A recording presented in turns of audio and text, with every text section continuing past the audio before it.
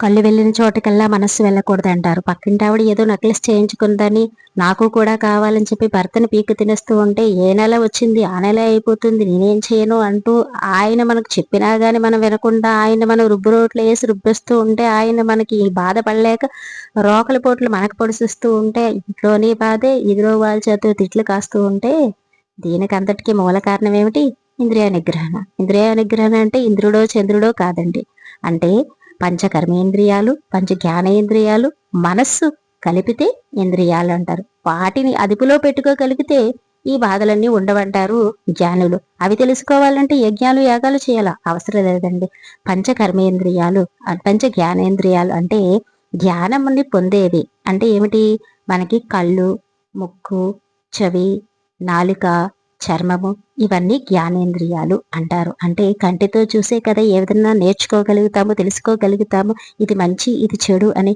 వినేవి అన్నీ కూడా విని కూడా తెలుసుకుంటాం. ప్రతిదీ రుచి నెరిగి తెలుసుకుంటాము నాలుకతోటి. అలాగే స్పర్శను కూడా గమనించి వాసన పూర్వకంగా ఇది బిర్యానీయా చికెన్ బిర్యానీ అని కూడా తెలుసుకుంటాం. ఇలాంటివే వీటిని జ్ఞానేంద్రియాలు అంటారు. ఇంకా కర్మేంద్రియాలు అంటే చేతులు, చేతులతో పనిచేసేవి, కాళ్ళతో నడిచి పని చేసేవి, ఇక నోటితో మాట అంటే మాట బాగుంటే ఊరు బాగుంటుంది అంటారు. వాక్కుతోనే కదా ఏదైనా సరే సాధించుకోవడం అనేటువంటిది. మంచైనా చెడైనా వాక్కే మూల కారణం. సో వాక్కుతోటి, వాక్కు కూడా ఒక కర్మేంద్రియమే. ఇంకా ఈ సృష్టిని సృష్టించేది ఒక అంగాన్ని కూడా మనం కర్మేంద్రియాలకు తీసుకుంటాము. కుజస్థానము కూడా కర్మేంద్రియమే. ఇక మనస్సు, ఇవన్నీ కూడా సరిగ్గా పనిచేస్తే మనస్సుకి ప్రశాంతత ఉంటుంది. అగ్రాహ్య శాశ్వత కృష్ణో లోహితాక్ష ప్రతర్ధన ప్రభూతస్త్రికకుబ్ధామ పవిత్రం మంగళం పరం. అగ్రాహ్యస్ అంటే ఇంద్రియములచే గ్రహింపబడిన వాడు. ఇప్పుడే కదా మనం ఇంద్రియాలంటే ఏంటో తెలుసుకున్నాము.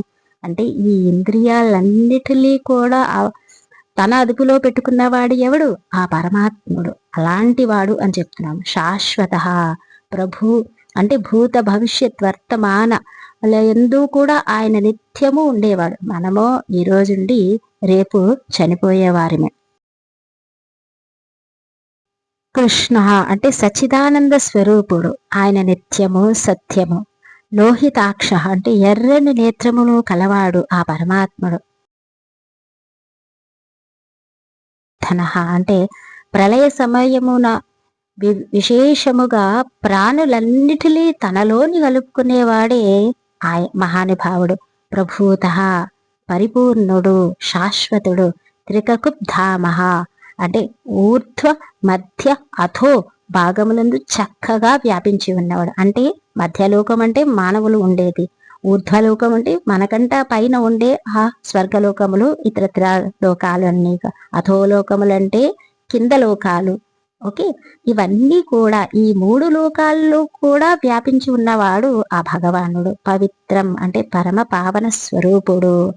మంగళం పరం ఉత్కృష్ట శుభస్వరూపుడు ఆ పరమాత్ముడు అని చెప్పడం జరిగింది ఈ శ్లోకం.